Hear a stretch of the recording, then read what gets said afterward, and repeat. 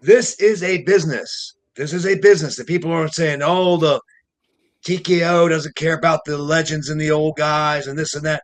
You know what? They're looking at payroll and they don't. When a guy's 48 years old and he's getting paid when he was 44, you got to cut something, correct? It's like in any sport.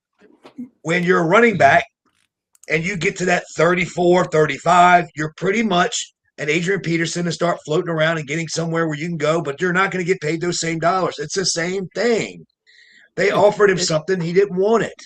it's not the age, Brian. It's not the age, because you look at other guys on the roster that are relatively the same age as Sheamus. They're looking at value for their return. What are they going to get in return for him? And That's my unfortunately, point. as much as I love Sheamus, he is not a top guy anymore. No, That's the unfortunate reality. So and he can't get paid you top can't money get anymore. paid like a top guy. That's like in any other sport.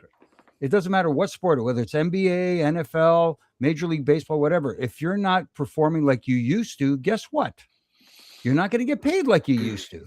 And it could be one of those things too, where he goes to TNA or AEW and gets AEW could get not as much money, but maybe he matches with getting WWE. But the difference is he gets to do indies as well and make additional money. There's a lot of money to be made. He hasn't worked if he's been in the WWE for 19 years, he hasn't worked the indies in years. So so the demand for him on the indies is going to be huge.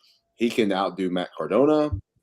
When Matt Cardona made a great living on the indies. Yes. But just imagine with someone like Sheamus, and we all know Matt Cardona is great and had a great successful internet show and everything else and was viral, but Sheamus actually was a top guy and world champion and all that. Just imagine what he can do compared to and even like someone else who's a former world champion. Jinder Mahal did really well on the indies too, and so there's the sky's the limit for Sheamus what he could do, and you never know. You could again go out, bust your ass, do something, and next thing you know, he's back to he's back to making back to the WWE again. They've done that before, where they release somebody and a year later they're like, oh, we're sorry, come on back.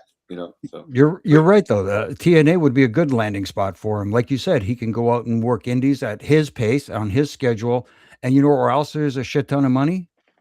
The wrestling conventions. His line would be around the block. Yeah.